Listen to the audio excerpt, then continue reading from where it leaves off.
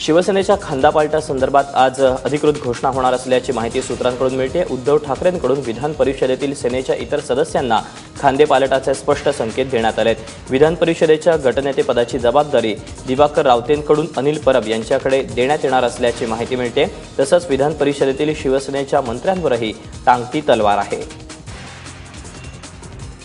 शिवसेनेतल्या संभाव्य खांदेबदलाची कारणं नेमकी काय असावीत तर दिवाकर रावते मंत्री होते, त्यामुळे सरकारविरोधी भूमिका घेण्यात त्यांना मर्यादा येत होत्या। अनिल परबांनी मुंबई मनपा निवडणुकीत उत्तम कामगिरी केली आणि त्यामुळेच त्यांना बढती देण्यात येईल अशी शक्यता वर्तवण्यात येते। निवडणुकीत मुख्यमंत्र्यांना आव्हान दिल्यानं सभागृहात तीच आक्रमक भूमिका बजावण्याची जबाबदारी आहे।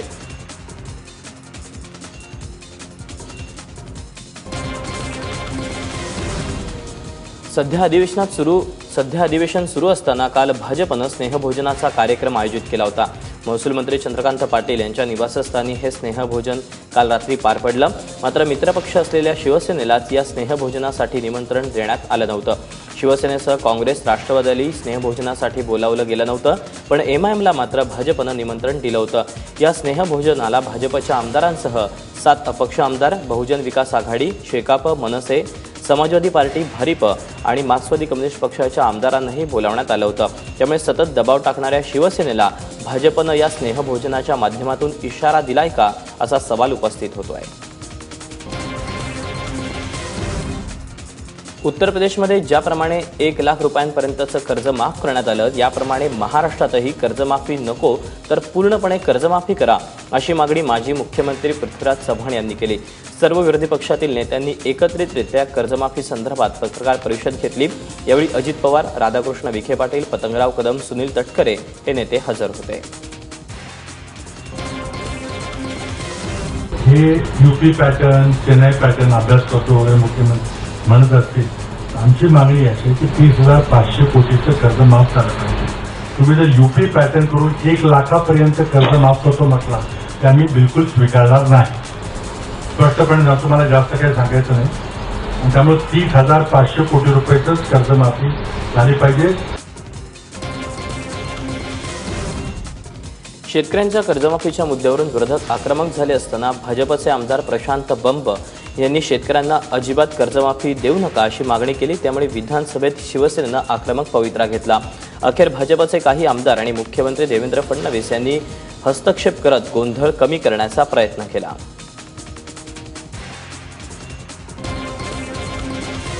कर्जमाफी ही अजिबात झाली नाही पाहिजे। ऐकून घ्या माझं म्हणणं आहे, माझं ऐकून घ्या। मी अगोदर सांगू लागलो, माझं मत सांगतोय मी। परंतु अध्यक्ष महोदय, यावेळेला शेतकऱ्यांचं ऐकून घ्या। माझं म्हणणं ऐका, तुम्ही काय म्हणता ऐकून घ्या। माझं म्हणणं ऐकून तुम्ही सांगता ना। राज्याचे फायनान्स सेक्रेटरी आहेत, त्यांना असं सांगितलं की त्यांनी तात्काळ उत्तर प्रदेशचं मॉडेल काय आहे, त्यांनी कशाच्या आधारावर केली, ते पैसा कुठून आणणार आहेत, या संदर्भातली सगळी माहिती ही त्यांना घ्यायला सांगितली आहे। स्वामीनाथन आयोगाच्या शिफारसीनुसार 1.5 हमीभाव द्यायचं सरकारचं आश्वासन हवेतच विरलं। आता किमान कर्जमाफी तरी द्या अशी मागणी स्वाभिमानी शेतकरी संघटनेच्या राजू शेट्टी यांनी केली। कर्जमाफीसाठी त्यांनी सरकारला 1 मेची डेडलाईन दिली असून यानंतर रस्त्यावर उतरण्याचा इशारा दिला आहे। सरकारी नोकरांचा 7वा वेतन आयोगाचा साठी आम्ही लवकरच त्याची अंमलबजावणी करू असं घोषणा करता 21,000 कोटीचा वर्षाला, हे तरी एकदा करायचं आहे, वर्षाला 21,000 कोटीचा बोजा घ्यायला राज्य तयार आहे। आणि मग याला काय अडचण आहे? याला म्हणजे याचा अर्थ कुठल्या सरकारी कर्मचाऱ्यानं काय आत्महत्या केली का? विरोधात असताना देवेंद्र फडणवीस शेतकरी आत्महत्येप्रकरणी 302चा गुन्हा दाखल करण्याची मागणी करायचे। त्यामुळे आता मुख्यमंत्री असलेल्या फडणवीसांवर हत्येचा गुन्हा दाखल करायचा का असा प्रश्न नारायण राणेंनी काल विधान परिषदेत उपस्थित केला। त्यावेळी म्हणत होते खाद्य सभेतला अध्यक्ष महोदय, 3,000 आत्महत्या आल्या, 500 आत्महत्या आल्या, जेवढ्या आत्महत्या तेवढ्या 302च्या केसेस आपण मुख्यमंत्र्यावर घ्या, असं त्याच वेळेला आत्ताचे मुख्यमंत्री बोलले होते। मग आता 9,000 केसेस 302च्या घ्यायच्या का? काँग्रेस नेते नारायण राणे यांनी दिल्लीत राहुल गांधींची भेट घेतली। दोघांमध्ये 15 ते 20 मिनिटं चर्चा झाल्याची माहिती मिळते।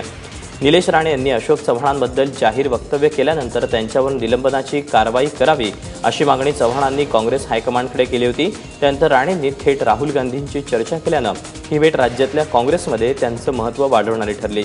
या भेटीत 2019च्या निवडणुकीसाठीचा रोडमॅप काय असावा यावर चर्चा झाल्याचं राणेंनी सांगितलं।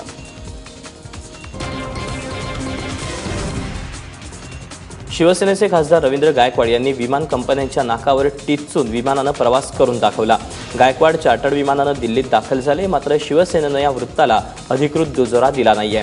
एअर इंडियासह सर्व विमान कंपन्यांनी प्रवासबंदी घालून कोंडी केलेली असताना खासगी विमानाचा पर्याय निवडून गायकवाड यांनी विमान प्रवासाचा हट्ट पूर्ण केला। एअर इंडियाच्या अधिकाऱ्याला गायकवाड यांनी चपलेनं मारहाण केल्यानं खळबळ माजली होती आणि या प्रकरणी एअर इंडियानं गायकवाड यांच्याविरुद्ध गुन्हा दाखल करत एअर इंडियाच्या विमानाची दारं त्यांच्यासाठी बंद केली होती। दरम्यान गायकवाड आज लोकसभेत हजर राहून निवेदन देण्याची शक्यता आहे। अजून उन्हाळा सुरूही झाला नसला तरी राज्याच्या काही भागात दुष्काळाची परिस्थिती निर्माण झाली। सोलापुरातल्या उजनी धरणात सध्या केवळ 15% पाणीसाठा शिल्लक आहे। याच धरणात मागील पावसाळ्यात 110% पाणीसाठा होता, मात्र नदी, कालवा आणि बोगद्यातून धरणाचं पाणी सोडल्यानं पाणीसाठ्यात मोठी कपात झाली।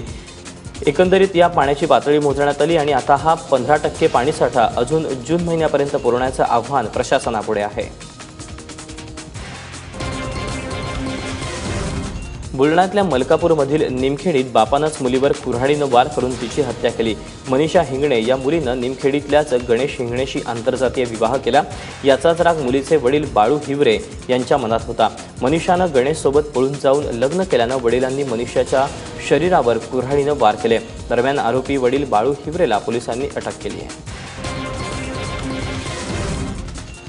सांगलीतल्या म्हैसाळमधल्या डॉक्टर खिद्रापुरेंच्या भारतीय हॉस्पिटलमध्ये गर्भपात केलेल्या आणखी 7 जोडप्यांच्या रक्ताचे नमुने DNA चाचणीसाठी घेण्यात आलेत।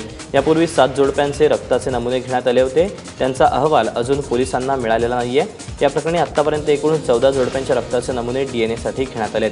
हे नमुने पुण्यातल्या न्यायवैद्यक प्रयोगशाळेत पाठवण्यात आलेत। या चाचणीचा अहवाल आल्यानंतर तपासाला गती येण्याची शक्यता आहे।